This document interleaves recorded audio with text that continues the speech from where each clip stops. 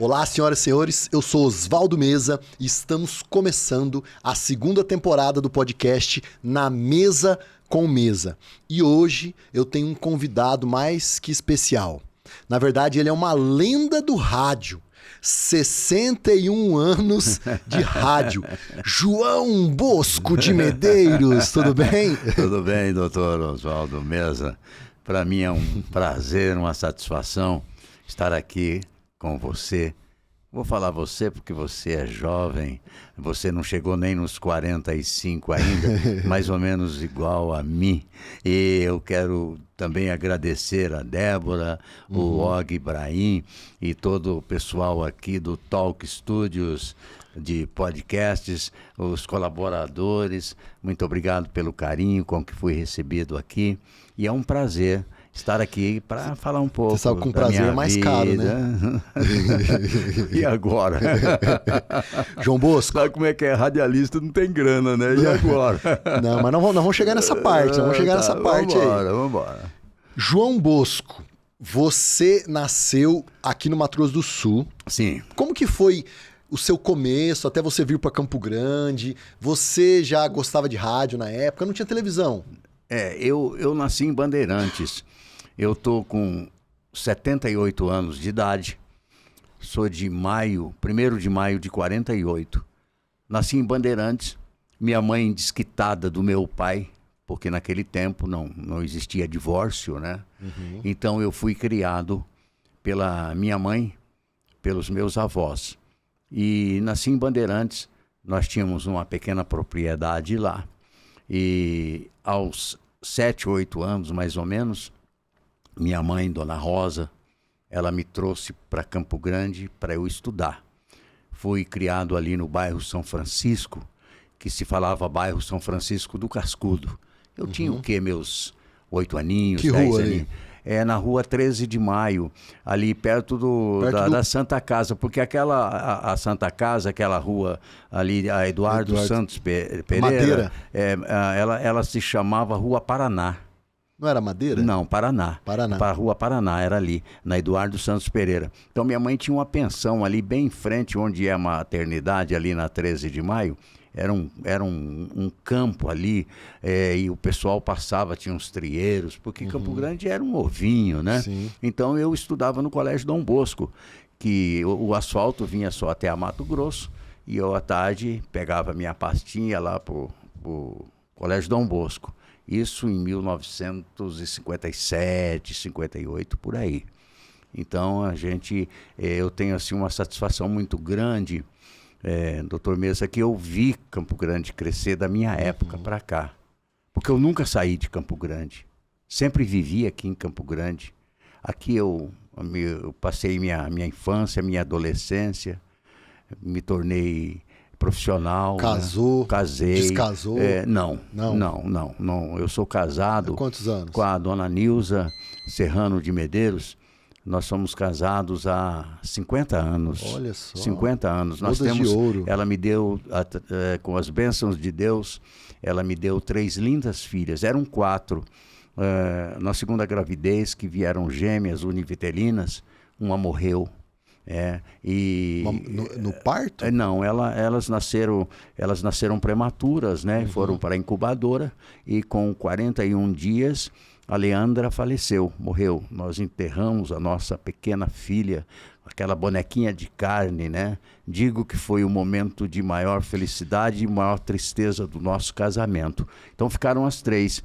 Ficou a Lenilza, que é a mais velha, e a Rosita, que era gêmea. E depois de 13 anos, nós tentamos para ver se vinha. O menino veio a Larissa, né? Minhas filhas hoje todas formadas, ajudando o Campo Grande. A Lenilza é nutricionista e professora de educação física. A Rosita é professora concursada, pós-graduada, orientadora educacional.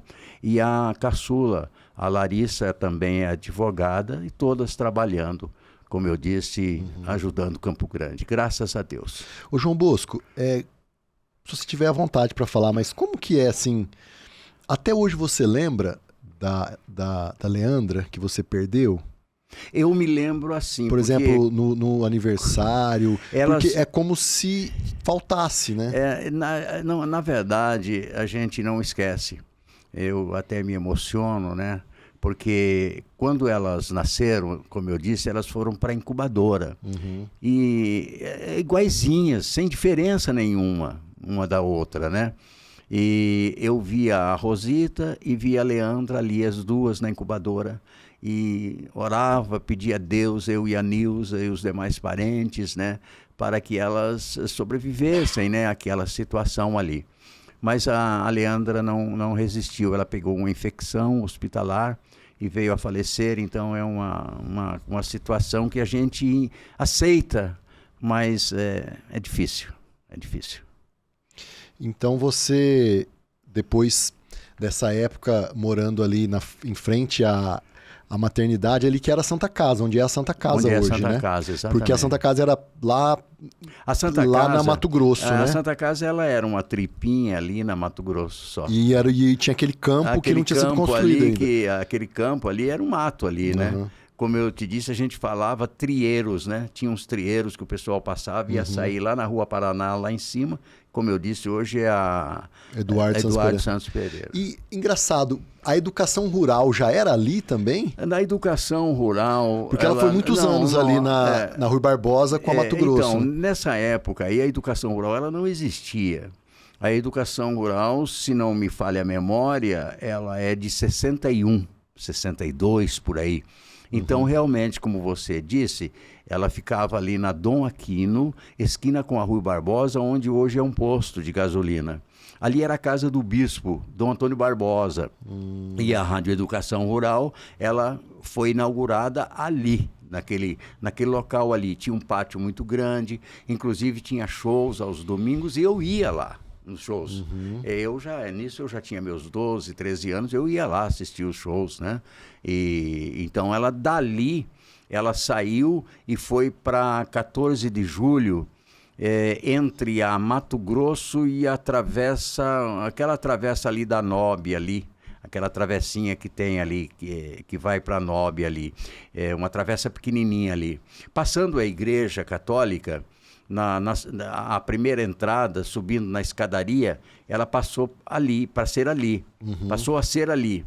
E era um mezanino, né? A Rádio Educação Rural. Isso mais ou menos em 1964, por ali. Foi justamente quando eu comecei. E você tá bom de memória, hein?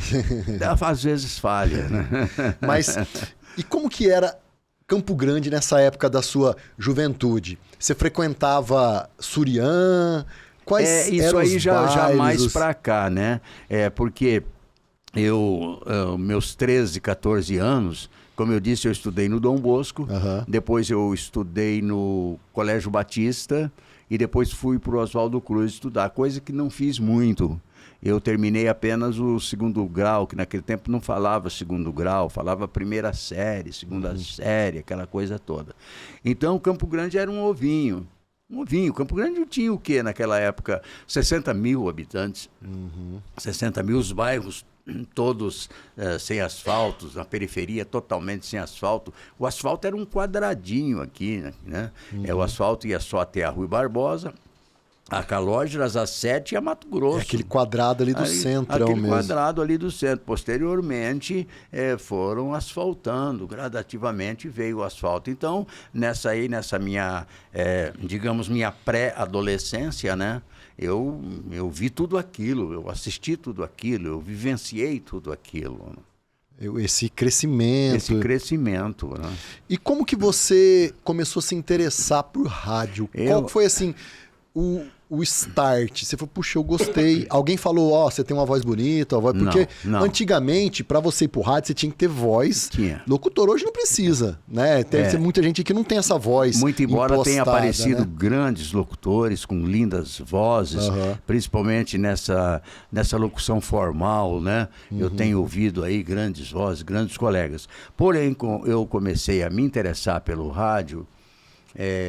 Eu tinha mais ou menos uns 12, 13 anos de idade. E passei a ouvir, né, aqueles locutores da Rádio Nacional, da Rádio Tupi. Silvio Santos. Não tinha. Não tinha ainda. Tinha um programa na Rádio Bandeirantes chamado São Paulo 0 Hora, apresentado pelo Fausto Canova. Cara, eu era fã do Fausto Canova. Eu ficava acordado 11 horas da noite aqui, meia-noite lá, São Paulo 0 Hora. E eu era fã do Fausto Canova, e eu passei a ouvir os grandes locutores, José Carlos Romeu e tantos outros. Então, o que eu fazia? Eu pregava jornal na parede do meu quarto e ficava lendo em voz alta. Procurava imitar os caras, o que eles faziam. Fala uma frase aí de como que era na época. Era mais formal, né? Que era mais formal. Por exemplo, assim, eu sempre fui fã da Rádio Guaíba de Porto Alegre. Porque eu não sou formal, eu sou um animador, sou um comunicador, porém conheço a formalidade do rádio, porque passei por esse estilo de trabalho, né? Se a gente der uma ajeitada, talvez até o faça, porque é a profissão. Tem coisas na minha profissão que eu não faço, jamais farei. Ser repórter de campo de futebol, narrador de futebol, isso aí eu morreria de fome se eu fosse isso aí. Agora, a formalidade do rádio é linda. Eu, por exemplo, eu era fã da Rádio Guaíba de Porto Alegre. Os locutores, para você ter uma ideia, doutor Oswaldo, saía um locutor, entrava outro, você não percebia. Era o mesmo nível. Por exemplo, ele falava assim, em Porto Alegre, 12 horas e 30 minutos. Relógios Universal, elegância e precisão. Chico Buarque de Holanda, construção. Era esse nível. Então eu amava aquilo, né? E então eu ficava assim, ouvindo, né? Imitando, mas eu gostava mesmo era dos animadores, dos comunicadores. Então eu pregava jornal e ficava lendo aquele trem ali e queria ser locutor, né? E antes do rádio, você trabalhou em outros ramos ou você começou no rádio? Eu fui feirante. Você foi feirante? Na Ferona? Na Ferona, porque a Ferona ela ficava ali na Antônio Maria Coelho, se não me falha a memória. Não era na Abrão Júlio Rai? Era na Antônio Maria Coelho, se não me falha a memória, entre a Rui Barbosa e a Pedro Celestino. Então eu vivia perturbando a minha mãe, que eu queria vender na feira. E a minha mãe, eu filho único, né? Filho único da dona Rosa, e ela me comprou Nós fomos numa loja chamada Loja Popular, que existia ali na 14 de julho, e ela me comprou, de tanto eu perturbar a dona Rosa, ela me levou lá e me comprou, naquele tempo, brilhantina, pente para cabelo, óleo para passar na cabeça. Óleo rinse. Extrato, não falava perfume, falava extrato. Feixe-clair, agulhas. O que é feixe-clair? É o zíper. Falava feixe-clair, né? Então, agulhas. E, enfim, aquela coisa. Ela fez uma compra para mim, pôs numa caixona e comprou ainda uma bicicleta de carga para mim. Olha aí. Porque eu queria ser feirante. E eu arrumou a banca para mim, mais ou menos desse tamanho aqui, né? Arrumou a banca para mim e eu fui vender na feira. E talvez daí que tenha começado um gancho do animador, entendeu? Porque eu vendia na feira. Tinha que chamar atenção, eu tinha que chamar atenção, então eu ficava gritando, atenção, atenção, olha a brilhantina por não sei quantos cruzeiros, atenção, atenção, dona de casa. Talvez aí tenha dado um gancho para a animação. E eu comecei a vender na feira, e mesmo eu ganhava dinheiro. Eu vendia bem, só que eu gastava tudo.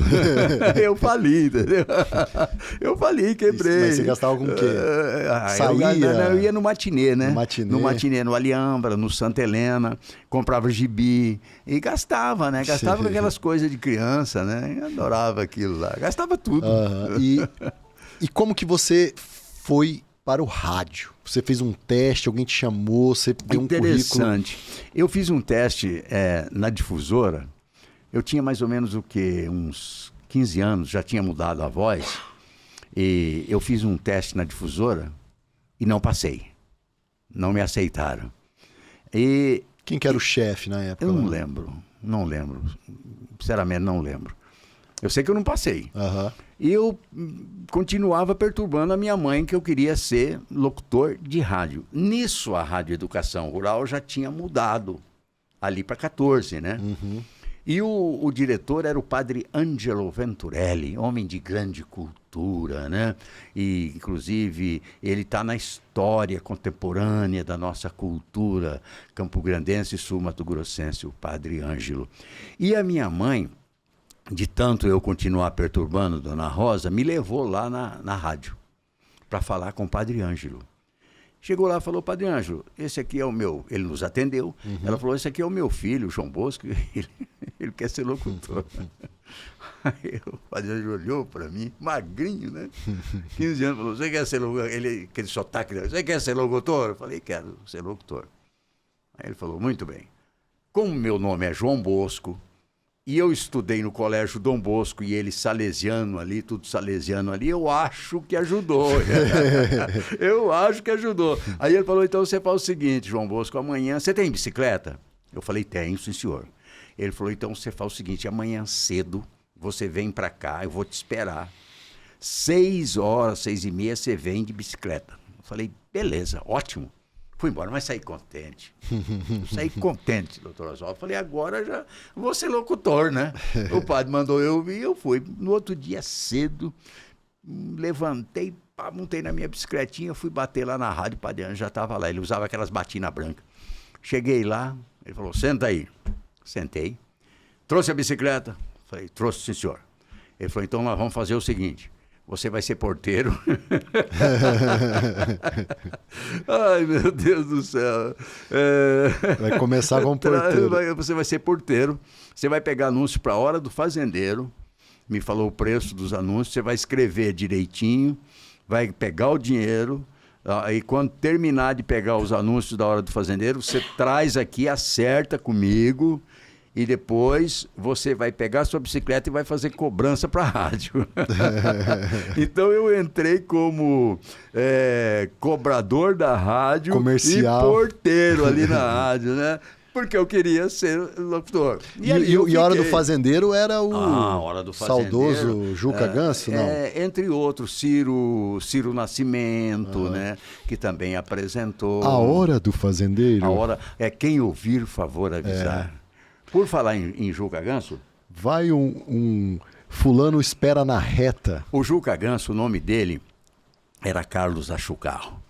Verdade. Eu rendo as minhas homenagens enquanto colega. Carlos Achucarro. Enquanto colega e enquanto...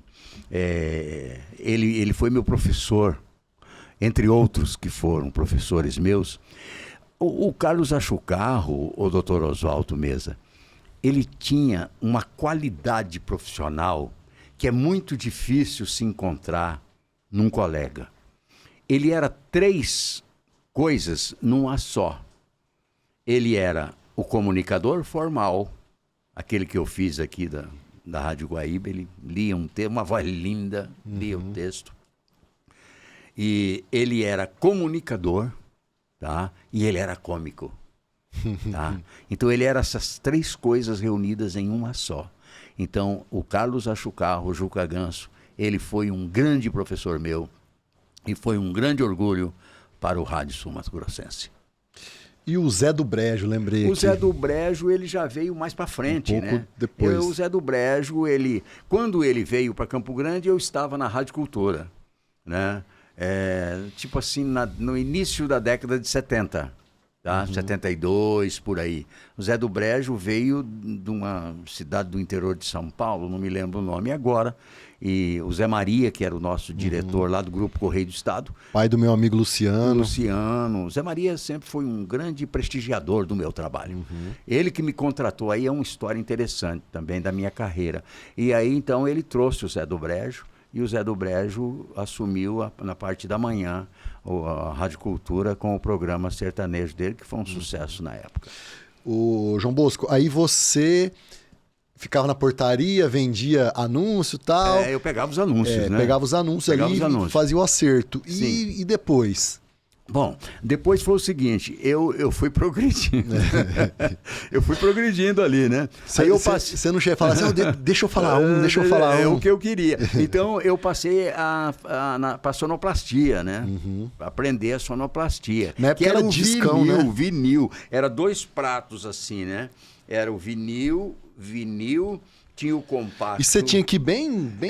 Você tinha que ir com pra a agulha soltar, ali, assim, para soltar, para não errar. Pra não dar... E os sonoplastas eram artistas. Você sabe que a sonoplastia é um dom artístico do cara também. Porque o comunicador, o animador, ele precisa do sonoplasta. Mas você sabe que até hoje, por exemplo, filme, eles têm que colocar barulho de cavalo e tal. Você sabe como que o sonoplasta está para o animador? O sonoplasta... eu mesmo sem o sonoplasta, eu não consigo desenvolver o meu trabalho. O sonoplasta ele está para o animador como o baterista está para a banda. O sonoplasta é o baterista, ele é o que marca, né? Então eu passei para sonoplastia. Aprendi a sonoplastia, aí botaram o outro para pegar anúncio e para fazer a cobrança, e eu passei a ser sonoplasta. Fiquei mais ou menos uns 8 anos, uns 8 meses na sonoplastia e esperando uma oportunidade. E já tinha a voz modificada, ficava treinando e tal. Tinham 3 estúdios lá na Rádio Educação Rural. Aí eu passei a cobrir a folga dos locutores. Todo fim de semana, sábado e domingo, era a folga de alguém, né? Uns 2 locutores, e eu cobria as folgas. E assim foi o começo, até que estourou no Juventude em Brasa, que foi o meu maior sucesso do rádio até hoje. Eu vou passar algumas fotos depois. Juventude em Brasa. Juventude em Brasa. Isso foi na Educação Rural? Na Educação Rural. Você tinha quantos anos? Isso foi em 67. Eu sou de 48, 58, 17 anos, 18 anos, mais ou menos, né? Então, o Juventude em Brasa foi o seguinte, porque eu venho, doutor Mesa, eu venho de uma época linda. Eu venho de uma época da grande metamorfose musical contemporânea. Eu venho de uma época também das mudanças comportamentais da humanidade. Eu venho da época da Guerra do Vietnã. Eu venho da época da pílula da pílula da mulher.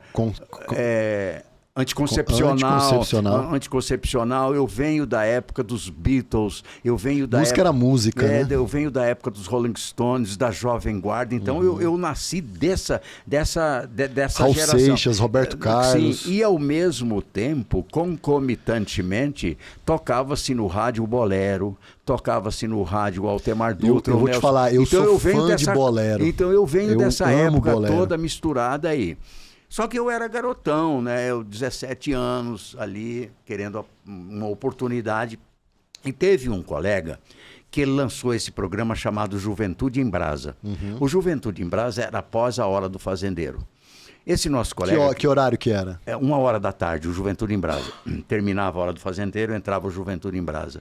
O nome dele, não me falha a memória no momento desse colega. Esse nosso colega, ele criou o Juventude em Brasa, mas fez sucesso e o sonho dele era fazer dublagem. E ele foi para o Rio de Janeiro fazer dublagem. Então, o Juventude em Brasa o espaço ficou aberto. Nós tínhamos lá um colega chamado Hugo Luiz, um gaúcho, loirão, bonitão, jovem também, 22, 23 anos. Ele era locutor de noticiário. Excelente locutor de noticiário era ele. Porque naquela época lá tinha noticiário de hora em hora. De hora em hora tinha o jornalismo. Uma nota, 3 minutos. Boletim. Notícias nacionais e internacionais. Rádio Educação Rural informa. Sabe o que eu gostava? Aí o cara entrava, Brasília. Doutor Cícero da Conceição. Cícero também fazia veio de São Paulo. Cícero da bom. Conceição, mais ou menos na época Finado. que o do Zé do Brejo que veio, que eu falei. Então esse locutor chamava-se Hugo Luiz. E aí a direção da rádio deu o Juventude em Brasa para o Hugo Luiz fazer.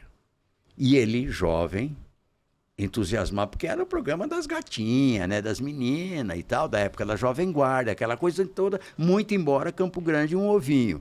E o gaúcho, que a gente chamava ele de gaúcho, o Hugo Luiz, ele começou a fazer o Juventude em Brasa, só que ele era formal.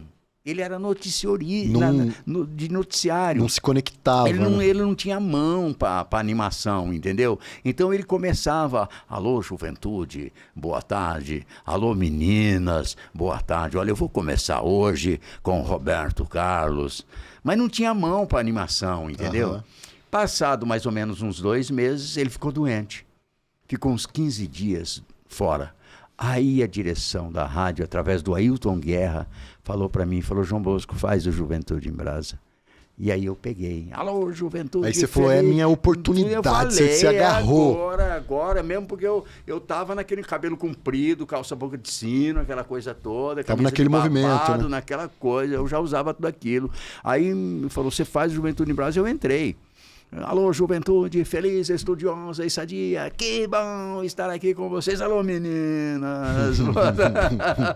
Virou uma loucura, cara. Na metade da década de 60, meu Deus do céu. Então foi aí que trouxe a minha presença, graças a Deus, em primeiro lugar, e ao público que me aceitou no Rádio Campo Grandense e Sul Mato Grossense, através da Rádio Educação Rural. E você ficou quantos anos com esse programa? Eu fiquei mais ou menos de 66 a 71.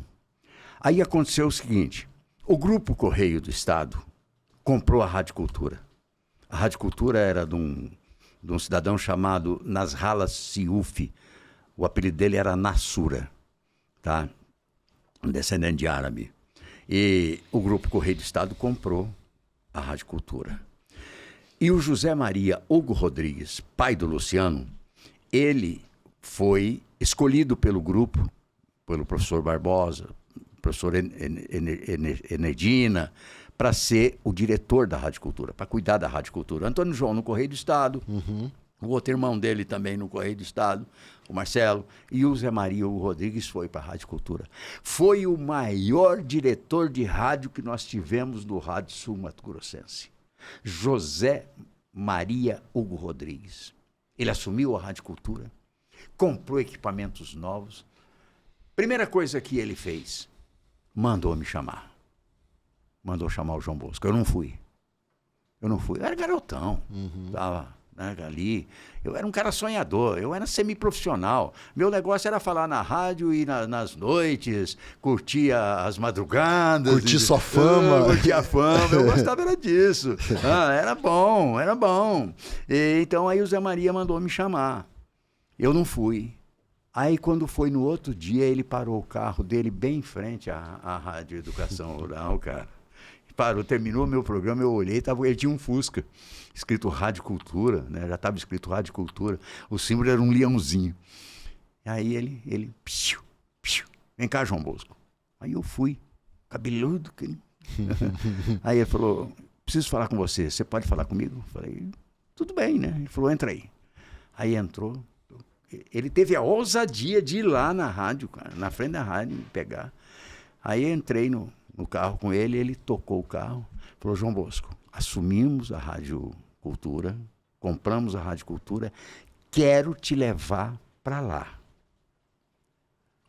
Quanto que você ganha aqui? Eu falei... Ele mandou essa. Falou, quanto que você ganha aqui?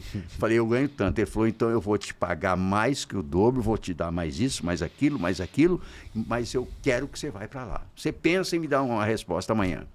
Aí eu pensei, poxa vida, falei, tá bom, eu vou. Pedi para sair da Rádio Educação Rural. O padre ficou chateado. Foi aquela coisa, né? Aí eu fui para a Rádio Cultura. Continuou a festa. Também de grandes... Foi a segunda melhor fase, né? Que eu tive na minha profissão ali. O João Bosco. E depois veio a TV Morena.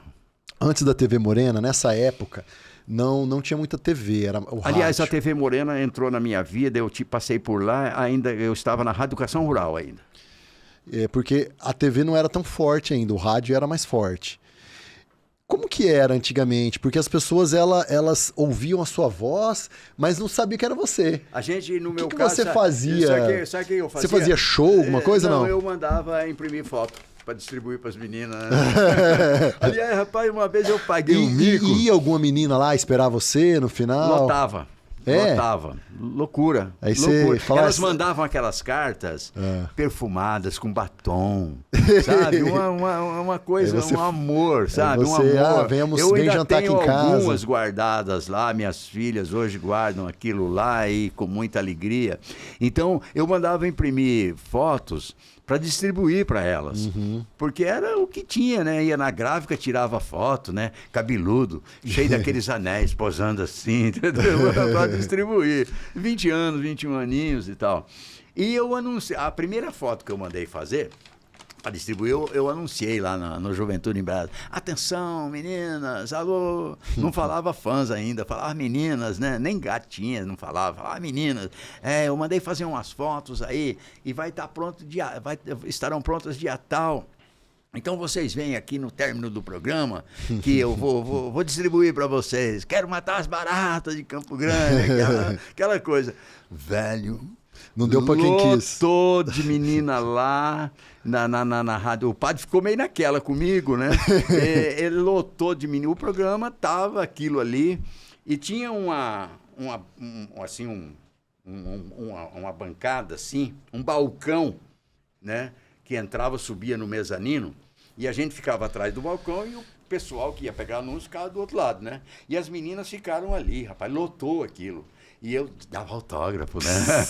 Dava autógrafo. E aí eu peguei e comecei a dar autógrafo para elas e tal. Tirava onda. Tirava uma onda, foi muito bom. E aí tinha uma mesa e uma cadeira, era justamente onde eu pegava os avisos para a hora do fazendeiro no começo.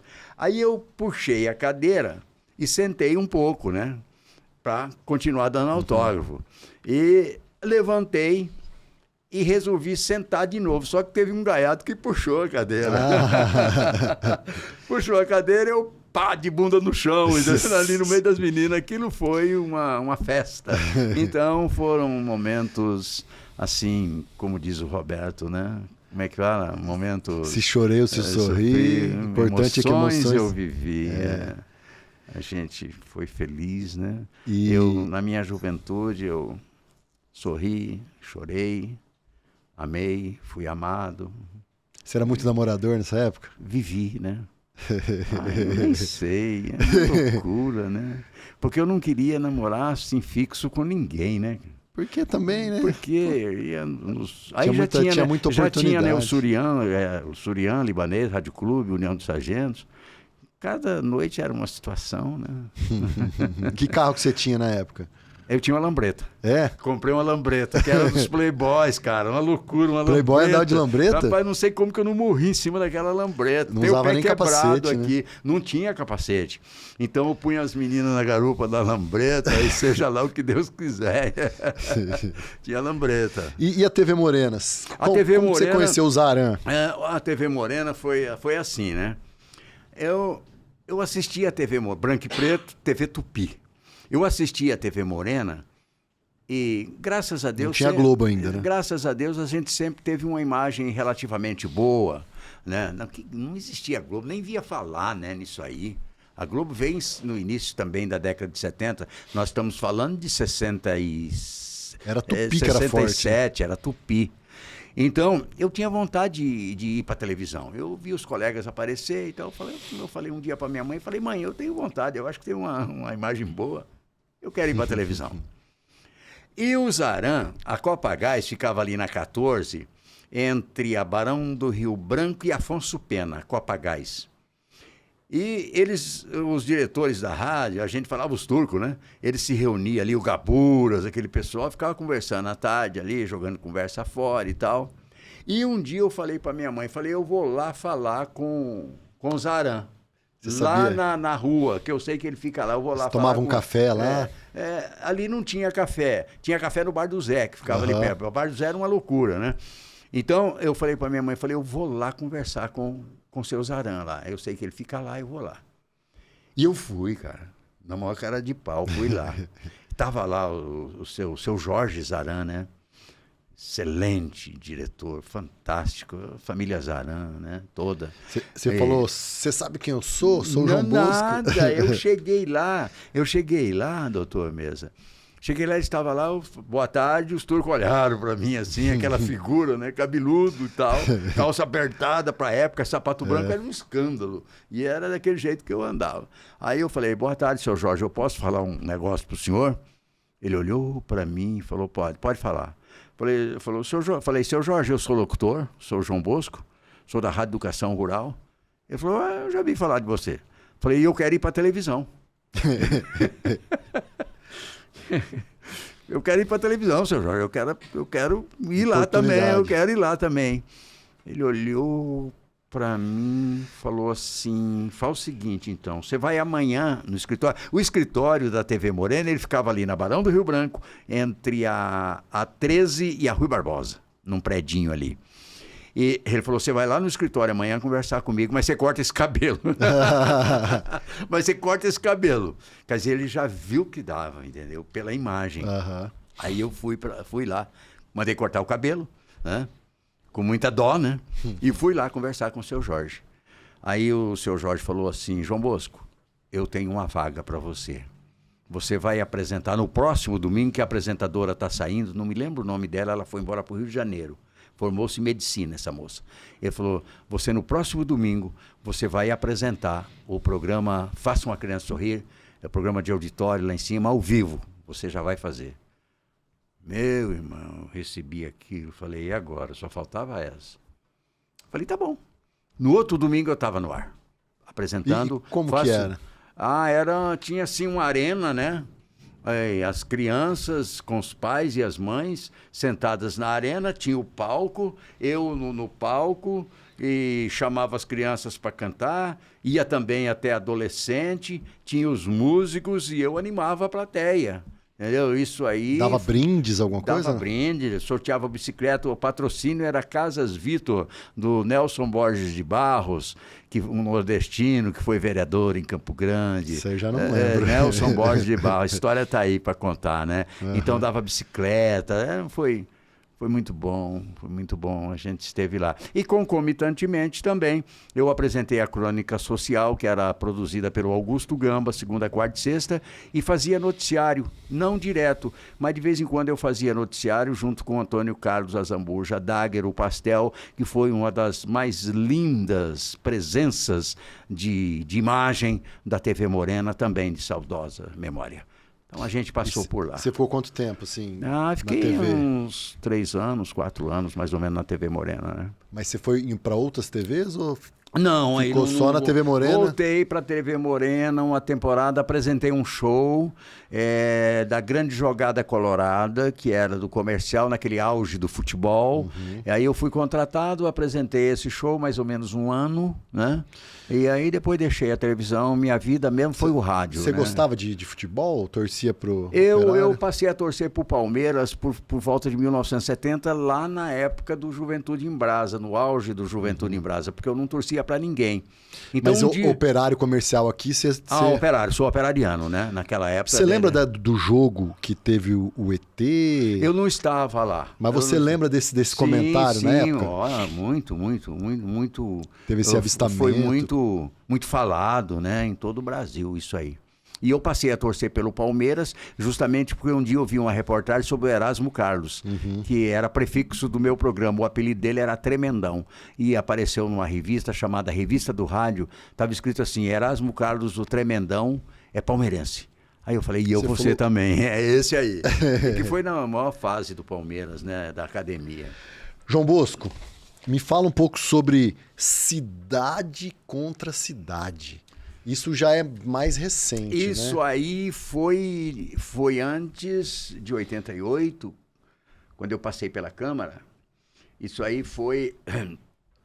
Eu estava na Cultura, na segunda passagem da Cultura, José Maria Hugo Rodrigues já havia falecido. O diretor era o Antônio João Hugo Rodrigues, meu amigo. Estudamos juntos no Colégio Batista, que era Ginásio Batista. E o prefeito era o seu Lúdio Coelho. E Campo Grande foi convidada para participar do programa do Gugu Liberato no Teatro Silvio Santos, no programa Cidade contra Cidade. O Cidade contra Cidade, o nome já diz tudo. 2 cidades se encontravam, tá?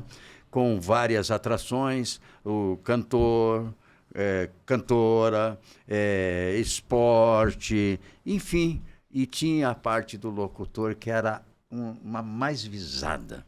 O locutor por exemplo, de Araçatuba contra o locutor de Campo Grande. E aí eu fui escolhido pela prefeitura para ser o locutor representando Campo Grande no Cidade contra Cidade.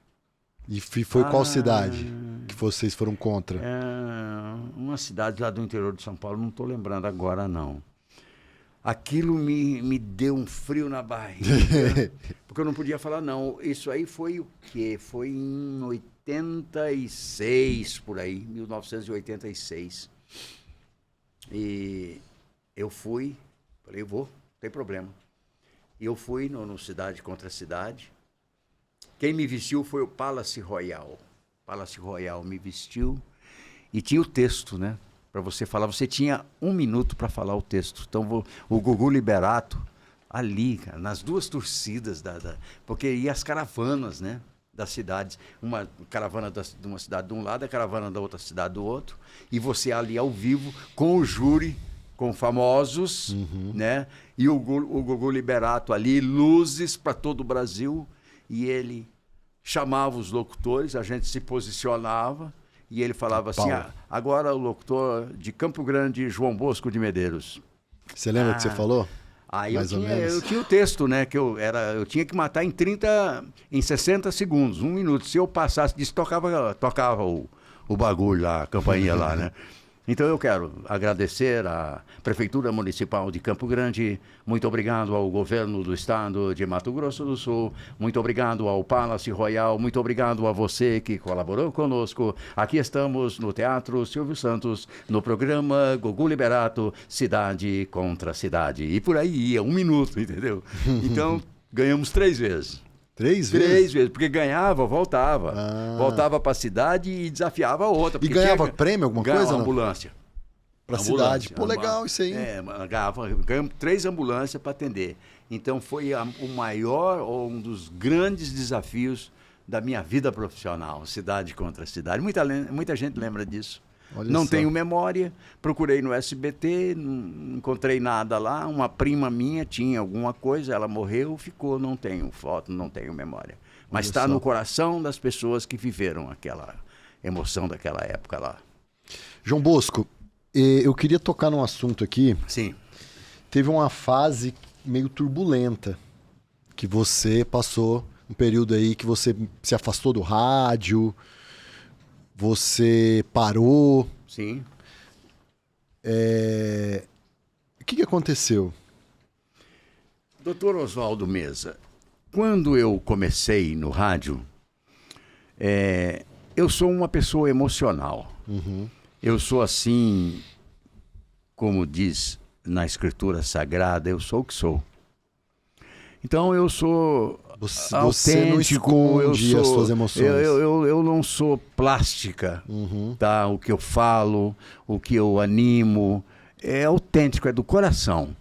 Então o que aconteceu? Essa minha emocionabilidade me levou, através dessa emocionabilidade coligada com uma situação assim de compulsividade, me levou para algum tipo de fuga, tá? Porque eu era aquele cara famoso, mas eu tinha problemas, eu tive traumas, fui criado sem pai. Meu pai existia, vim conhecer meu pai com 19 anos em Campo Grande. Então eu tive muitos traumas na minha infância, na minha adolescência. Então foi juntando tudo aquilo, me transformei num comunicador, num animador, mas no meu eu me sentia assim muito só, muito isolado de tudo, sabe? E eu me refugiei no alcoolismo, porque também era moda. A gente falava que tinha que tomar uma para fazer o programa, né? E no tempo que eu comecei, grandes colegas, que não vou citar nome, por uma situação de ética, também bebiam muito. Sim. Que foram meus professores. Porque eu aprendi o rádio, não vou dizer que aprendi, que a gente nunca aprende, mas foram com aqueles locutores que a gente falava de malas nas costas. Aqueles grandes comunicadores que vinham de outros estados e que passavam por aqui. Aqueles comunicadores que faziam você sorrir, você chorar, você sonhar, você sorrir, você dançar. Foram com eles que eu aprendi, né? Então, eles bebiam também. Tá? Então, eu comecei a beber às noites, as mulheres, as namoradas, eu jovem, solteiro. Tudo aquilo é que eu queria. O que o álcool tirou de você, te prejudicou? O álcool eu não tive lucro nenhum com ele. Porque eu fui aquela pessoa que teve a oportunidade de ser tudo. E acabei, não posso dizer não sendo nada, porque mantive meu nome, mantive minha profissão, mantive meu público, Deus me sustentou, mas só que eu fui corroído pelo álcool. Porque o álcool, ele é enganoso, tá? Naquele momento ele é lindo, ele é maravilhoso, mas com o passar do tempo, eu comecei a entrar em decadência. Fui entrando em decadência. Eu fui aquele cara que bebia noite e dia sem parar de tudo. De tudo. Você chegou a faltar compromisso? Sim, eu já ia para a rádio assim, alcoolizado, tá? Eu não conseguia passar 3, 4 horas sem beber. Eu costumo dizer que o álcool foi o meu Deus e foi o meu rei. E eu bebia de tudo. Eu fui internado mais ou menos umas 7 vezes por problemas de alcoolismo. O público não sabe disso, porque isso foi escondido. E hoje estou aqui. Está revelando. Eu estou revelando isso, que esse podcast vai para a minha história. Tá?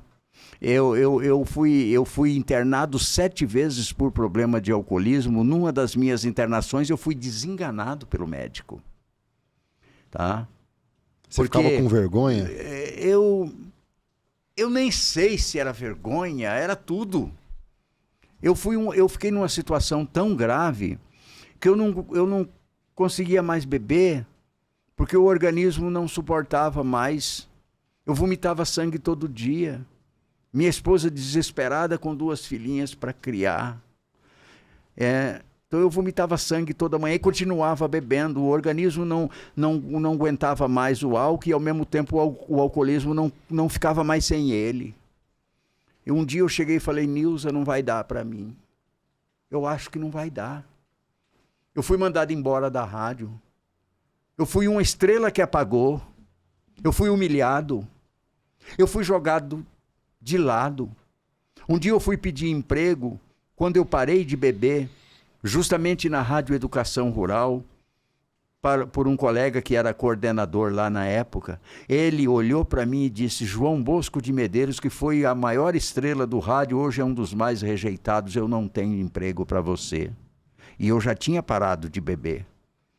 Então, eu passei assim por uma fase muito difícil, mas o meu Deus, o Deus que eu sirvo, que eu acredito, no início de agosto de 1983, eu parei de beber, nunca mais bebi. Nunca mais. Reconstituí a minha vida. Qual que foi, assim, o fundo do poço? Um acontecimento que você falou agora. O fundo do poço foi quando eu vi que eu estava nos botecos das piores qualidades, sem dinheiro para beber, e as pessoas pagando para mim. E eu chegava em casa, a minha esposa, desesperada, minhas filhinhas, minha casa toda de qualquer jeito. Eu não via mais futuro. Eu falei, não vai dar mais. Pensei comigo, não vai dar mais. Mas Deus é bom. Deus é maravilhoso. Ele me tirou daquele mundo. E qual foi o ponto de virada? Que, assim, você fez uma oração? O ponto de virada foi igreja, orações, milagre. Milagre. Acredite em Deus, meu amigo, minha amiga. Eu não sei qual é a sua vida, não sei qual é o seu problema, mas milagre existe e eu sou prova disso. Creia em Deus, entregue sua vida a Deus, a um poder superior, em nome de Jesus, porque Ele tira você da onde você estiver, do maior fundo do poço, porque Ele é mestre dos mestres em fazer milagres. Um dia eu estava numa igreja, alguém perguntou para o pastor, pastor, fala aí sobre algum milagre na vida. Ele falou, João Bosco é um milagre.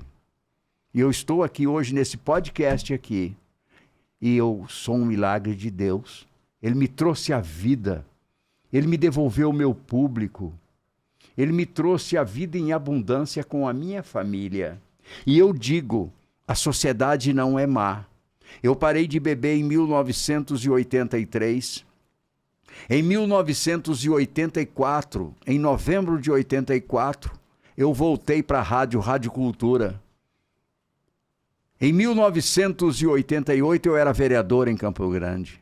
Olha só. Reconquistei o público, voltei à minha atividade profissional, o público me recebeu de braços abertos e eu fui parar lá na Câmara Municipal como vereador, pela bondade do povo e pela misericórdia de Deus.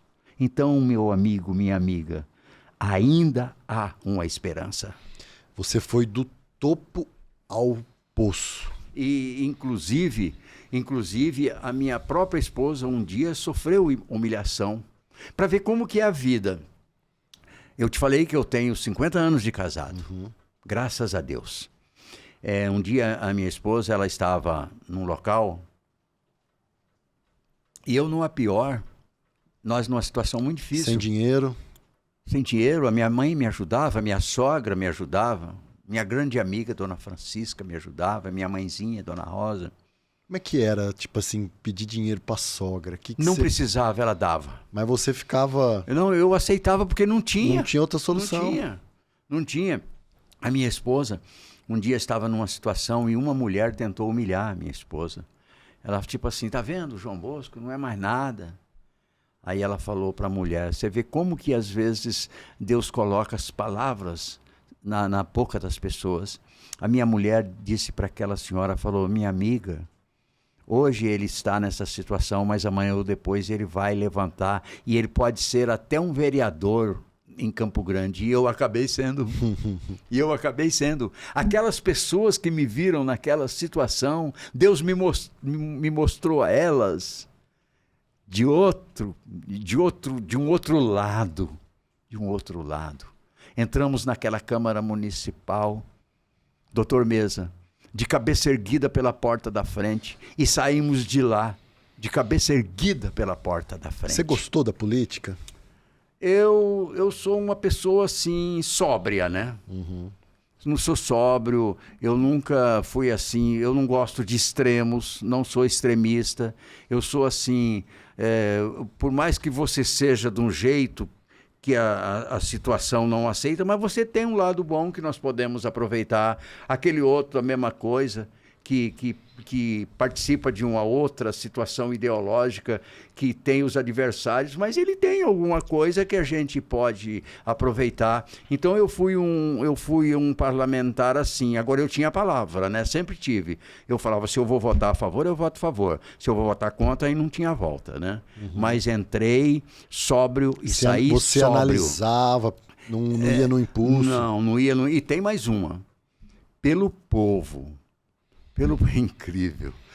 Quando abriu as urnas, apareceu o voto tudo quando foi canto aí que eu nem sei. Nem sabia. Muito embora eu estava estourado na rádio. Rádio Cultura, junto com o Picarelli. Show Picarelli era deputado. Depois do programa dele era o meu. Eu fazia aqueles showzinhos. Eu estava com a sua idade. 42 anos, quando eu fiz esse trabalho. Eu queria perguntar sobre algumas pessoas Sim. que são referências e tal. Eu queria que você falasse o que vier de pronto, assim. Rui Pimentel.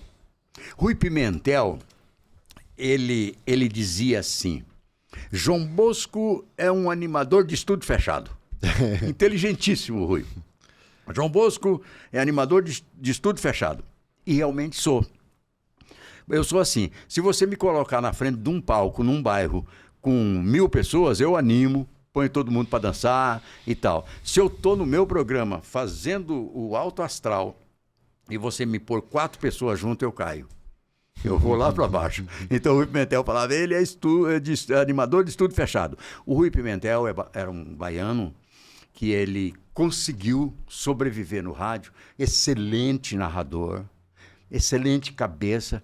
Quando o futebol começou a entrar em decadência em Campo Grande e Mato Grosso do Sul, ele se refugiou, ele migrou para um estilo diferenciado, com entrevistas, com autoridades e tal, e ali ele sobreviveu e foi um exemplo para todos nós. O Escaramuça. O Escaramuça, o nome dele era Edgar Lopes de Faria. Quem matou o Edgar foi o Escaramuça. Sabia? Olha Na minha só. avaliação. O Escaramuça. O Escaramuça matou o Edgar Lopes de Faria. Por quê? O Edgar Lopes de Faria... Ele morava aqui perto. Morava aqui Tinha perto. um Landau, eu lembro. O Edgar... Eu sou dessa região aqui, Sabe São o que Francisco. ele tinha? Sabe o que ele tinha? Ele tinha um DKV. DKV inteirinho. Ele adorava aquele DKV. Eu acho que era 1 ou 2 que ele tinha. O Edgar Lopes de Faria, ele veio também do interior de São Paulo. Na época que veio o Zé do Brejo, papapá, e da Bahia veio o Rui Pimentel, veio o Cícero da Conceição, esse pessoal aí, ele veio né, com essa turma aí. O Edgar Lopes de Faria, ele era pedreiro lá na cidade dele. Ó. Aí ele veio para cá, isso aí, ele me falou que ele era pedreiro, tá? E ele veio para cá, o esporte no auge, e ele era aquele cara que vendia propaganda. A gente falava vendia propaganda, hoje é mídia, né? Ele vendia propaganda pro esporte, operário, ele viajava junto e era repórter de campo e vendia bem. Ele rebentava, ganhava dinheiro, o Edgar, e excelente repórter. Então a gente trabalhou juntos lá na Rádio Cultura, no início da década de 70.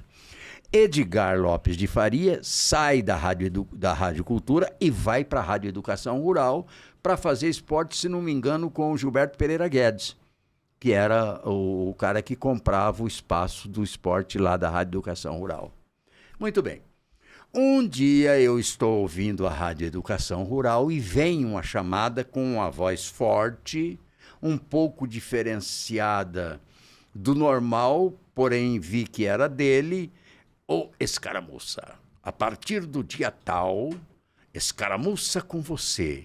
Essa voz não vai se calar. Aí ele criou esse personagem, o Escaramuça, que fez muito sucesso. Só que ele, naquele estilo dele, ele denunciava. Incomodou muita gente. Incomodou muita gente, ele não tinha medo de nada. Foi vereador comigo. Fomos vereador juntos. Se elegeu vereador. O Zé do Brejo também, né? Não, o Zé do Brejo não foi vereador. Foi, né? Ele tentou, não deu. Aí o Escaramuça, ele fez sucesso, ganhou dinheiro, conseguiu um patrimônio bom, só que naquele estilo lá, o Escaramuça. Até que, enfim, ele foi abatido por 3 ou 4 tiros em frente à padaria do nosso amigo Seu Pio, que ainda está vivo, é testemunha disso. Então, quem E o Marquinhos, filho dele, tá excelente pessoa. Muito bom comunicador. Um abraço, Marquinhos. Tá nas 95. Tá, né? um abraço para você, Marquinhos. Então, quem matou o Edgar Lopes de Faria foi o Escaramuça. Foi o personagem. Aquela avenida que tem em Campo Grande, se eu fosse vereador na época, eu não deixaria ser daquele nome. Talvez eu não conseguiria num trabalho isolado, mas eu iria pedir aos parceiros a colaboração para juntar ideia minha. Eu não colocaria tem a Avenida Escaramuça, não tem? Aquela avenida deveria se chamar Avenida Edgar Lopes de Faria.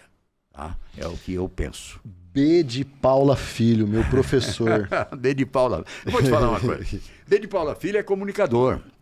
B de Paula Filho é uma das maiores cabeças que tem. E ele junta os dois, entendeu? Ele é comunicador e jornalista. Eu não sei da onde... Ele consegue fazer essa distinção muito bem, né? Eu não sei da onde que o B de Paula Filho tira aquelas colocações que ele põe nos seus textos. E ele entra na cultura contemporânea, ele vai na cultura geral do século XV, ele passeia pelo Império Romano, ele é violento no bom sentido no trabalho dele. E você sabe quem que fez que ele ficasse em Campo Grande? Quem? Eu. Pergunta pra ele. Você pode até brincar com ele. Fala assim, a hora que você encontrar com ele, você fala assim, B de Paula, o João Bosco falou que você ficou em Campo Grande por culpa dele.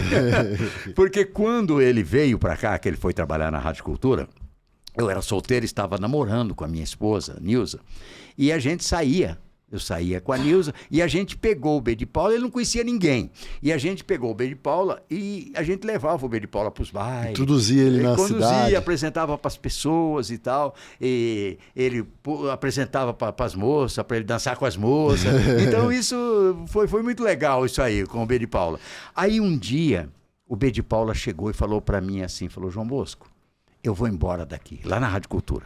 Eu vou embora daqui. Falei, por quê, B? Ele falou, eu já me cansei daqui, eu acho que eu vou para Cuiabá. Acho que ele falou, eu vou para Cuiabá. Falei, B de Paula, vou te falar uma coisa, o Estado vai ser dividido. Nós vamos nos tornar a capital de Mato Grosso do Sul. E você fica aqui, B de Paula. Você tem capacidade, você tem talento. Você vai fazer sua vida aqui. Fica aqui. Não larga nós. Você vai ver. Aí ele falou, tá bom, então eu vou ficar. Então ele ficou e tá aí. Maurício Picarelli, para finalizar. Maurício Picarelli, ele uma pena que ele abandonou o rádio, deixou o rádio. Não vou dizer abandonou. Ele é bom de rádio, né? Não, ele é ótimo. O Picarelli foi um dos maiores comunicadores que nós tivemos. Naquela fase difícil que eu estava, eu morava lá na Copa Trabalho. Estava fora do rádio, naquela situação deplorável que eu passei na minha vida. Um dia a minha mulher falou, Bosco, tem um locutor novo aí que a mulherada está em cima dele. A moçada está em cima dele.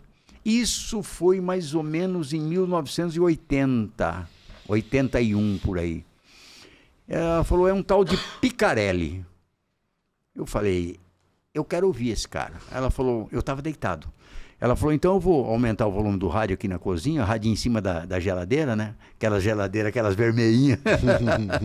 Aí ela aumentou o volume do rádio, eu levantei e escutei o Picarelli, porque graças a Deus, Deus nos deu a mão, né? Da profissão. Aí eu escutei o Picarelli mais ou menos uns 4 a 5 minutos ele falar e atender as meninas pelo telefone. Falei, Nilza, esse cara é bom. Esse cara é bom. Vai rebentar. Não deu outra. Rebentou. Estourou. Picarelli galã. Picarelli fazia show. Picarelli editou livros de poesia. Picarelli, ele fez naquela época uma mudança no rádio e mesmo sem pedir nada para ele me ensinou muita coisa, eu ouvindo ele. Então eu tenho assim um respeito, um carinho profissional muito grande pelo Picarelli. Deus abençoe você, Picarelli, tá? Sua família. João Bosco, para a gente finalizar, eu gostaria que você deixasse um recado. Eu sempre faço essa pergunta, se hoje fosse seu último dia de vida, tomara Deus que não seja, que tenha aí muitos anos, mas se hoje fosse o último dia, o que você falaria para as pessoas, para sua família, o que você deixaria de mensagem póstuma, sei lá? Eu diria assim, eu vou tranquilo, porque eu entendo que essa nossa passagem é tão rápida, parece que demora, mas tudo acontece muito rápido. Tudo o que eu falei aqui parece que foi ontem, e hoje eu estou com 78 anos, agradecendo a Deus pela saúde, pela família, pelo trabalho. Eu ainda estou trabalhando. Então eu quero dizer para vocês que se fosse hoje o meu último dia de vida, eu diria o seguinte, melhorei. A cada dia eu procuro melhorar um pouquinho mais, eu procuro ser um pai mais amoroso, eu procuro ser um esposo mais dedicado, eu procuro respeitar mais as pessoas, eu procuro ser mais amigo, eu procuro estar cada vez mais me aperfeiçoando na minha animação, dentro das minhas limitações, que são muitas, em respeito ao público, e acima de tudo, eu procuro estar mais com a palavra de Deus em mim. Procuro espiritualmente, procuro estar mais junto de Deus, porque eu sei, como disse, que é tudo rápido e o negócio não é aqui. É depois que a gente vai. Então eu quero dizer para você, entregue suas vidas aos cuidados de Deus. Aconteça o que acontecer, tudo passa, porque Deus, Ele é maravilhoso. Deus, Ele, a partir do momento que Ele escolheu você, você pode ir aonde você quiser, você pode ser o que você for, Ele vai te pegar como um dia Ele me pegou, pela sua misericórdia. Então que Deus abençoe você, família. Eu tenho assim um carinho muito grande pela família. A família é a célula máter da sociedade. Minha juventude foi louca. Minha profissão é uma profissão popular. Eu sempre fui muito assediado, mas sempre mantive a minha família. Como eu disse aqui para o Dr. Mesa, sou casado há 50 anos com a dona Nilza. Ela me deu 4 lindas filhas, Deus levou uma, mas eu agradeço a Ele pela família. Mantenha sua família, não troque sua família por nada. Que Deus abençoe você. E mais uma vez, eu quero agradecer por esta oportunidade. Até marquei alguma coisinha aqui, né? Mas assim, só para não esquecer, porque às vezes a gente passa, né? Eu quero agradecer mais uma vez Dr. Oswaldo Mesa, o senhor que é um advogado, é um teólogo, é um psicólogo, é psicoterapeuta. Eu me sinto desguarnecido culturalmente, falando frente ao Senhor, porque eu sou apenas um comunicador popular. Eu procuro ser um autodidata. Eu sempre procuro ler as coisas, porque o público tem que ser respeitado. Eu sempre gostei do alto astral. Obrigado. Então eu quero agradecer ao senhor, muito obrigado a Débora, ao Og Ibrahim, e que as nossas emoções permaneçam. Muito obrigado. Senhoras e senhores, muito obrigado. Quero agradecer você que me assiste, deixa seu like, deixa seu comentário. Um beijo e até a próxima.